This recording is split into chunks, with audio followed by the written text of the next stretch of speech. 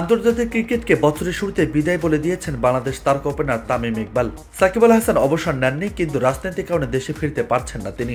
তার ক্রিকেটে ফেরাটা অনিশ্চিত। জাতীয় দলের জার্সিতে এই দুই তারকাকে আর দেখা না গেলেও এবার এশিয়ান লিজেন্ডস লিগে মাঠে নামতে দেখা যেতে পারে সাকিব তামিমদের।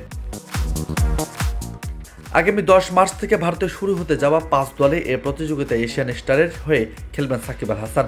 আর বাংলাদেশ টাইগার্সের হয়ে মাঠে নামবেন ওপেনার তামিম ইকবাল, যেখানে প্রথম ম্যাচে আফগানিস্তান পাঠানসের মুখোমুখি হবে এশিয়ান টাইগার্স। আর 12 মার্চ বাংলাদেশ টাইগার্সের বিপক্ষে মাঠে নামবে সাকিব আল হাসানের দল। সাকিবের পাশাপাশি এশিয়ান টাইগার্সের হয়ে মাঠে নামবে বাংলাদেশ দলের সাবেক অলরাউন্ডার তারকা অলোক কাপালি। দলের অন্যান্য গুরুত্বপূর্ণ খেলোয়াড়দের মধ্যে রয়েছেন দিলশান মুনাওয়ারিয়া, কেদার যাদব, সৌরভ তিওয়ারি। আর বাংলাদেশ টাইগার্সের তামিমের পাশাপাশি রয়েছেন মোহাম্মদ আশরাফুল, তুষার ইমরান এবং নাইম ইসলাম। 18 মার্চের ফাইনাল দিয়ে রাজস্থানের মিরাজ আন্তর্জাতিক ক্রিকেট স্টেডিয়ামে পর্দা নামবে এশিয়ান লিজেন্ডস লিগের। আসরের প্রতিটি ম্যাচ রাজস্থানের এই স্টেডিয়ামে অনুষ্ঠিত হবে। প্রথমবারের মতো মাঠে করাচ্ছে নতুন এই প্রতিযোগিতা। ভারতের জাতীয় দলের সাবেক প্রধান নির্বাচক চেতন শর্মার প্রস্তাবিত এই আসরের খেলা হবে টি-20 ফরম্যাটে, যেখানে এশিয়ার সাবেক তারকা খেলোয়াড়রা অংশ নেবেন।